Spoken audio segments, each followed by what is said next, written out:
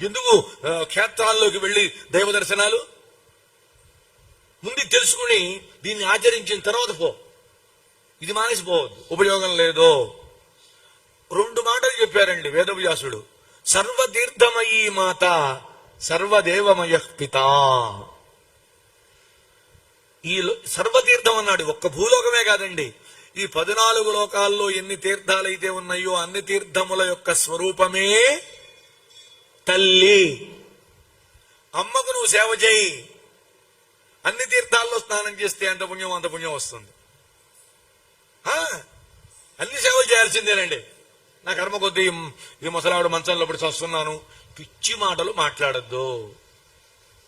డబ్బులున్నాయి కదా అని ఎవరికో ఇచ్చి చేయించద్దు, నువ్వే చెయ్యి. ఇక తండ్రి సర్వదేవమయ పిత, సర్వదేవతా స్వరూపుడు తండ్రి. ఇది చూశాక అయ్యో ఎంత పొరపాటు చేశాను, అయ్యో అమ్మా, అయ్యో నాన్న అని ఆ రోజున ఆ ఫోటో దగ్గరికి వెళ్ళి పొటపొట కన్నీళ్లు కార్చి 2 చేతులు జోడించి నమస్కారం చేశానండి. ఎందుకో తెలుసా? వాళ్ళకి సేవలు కాదు, ప్రతిరోజు వాళ్ళ పాదాలని పళ్ళెల్లో పెట్టి కడిగి పూజ చేయాల్సినంత ఉత్తమోత్తముడు మా నాన్న మా అమ్మ. దొరుకుతారా అట్లాంటి వాళ్ళు? తెలియదు, నాకు తెలియదండి.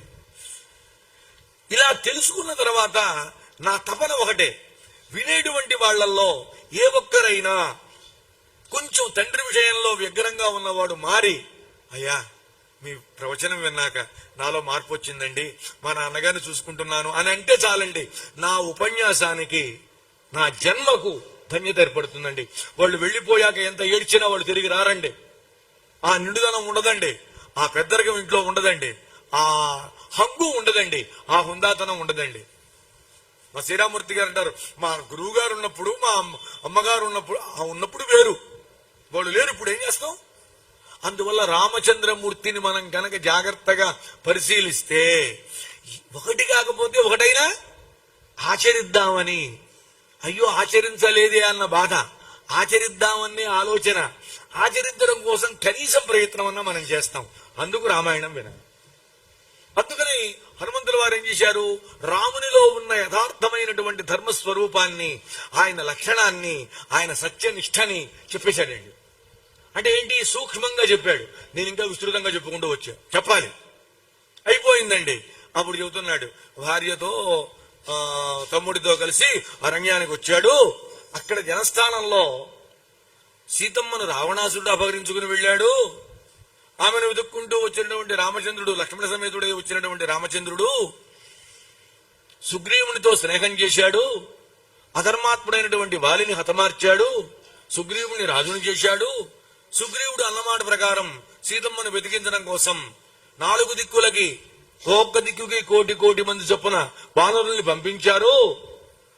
అయితే అలా పంపబడ్డ వాళ్లలో దక్షిణ దిశగా మేము వచ్చాం. నేనైతే సంపాతి మాటల్ని విని ఈ సీతమ్మ కోసం అని చెప్పి శతయోజన విస్తీర్ణ మహాసముద్రాన్ని అవలీలగా లంఘించి ఇదిగో ఇక్కడికి వచ్చాను అన్నాడు. విరరామ అంతేనండి, ఆపేశాడు, ఇంకేం లేదు. విరరామ ఆపేసి కూర్చున్నాడు. నిశమ్య సీతా వచనం కపేస్య, ఆ కపి యొక్క వచనం అండి. కపి అంటే అర్థం ఏమిటి? ఒక అర్థంలో కం పిబతి,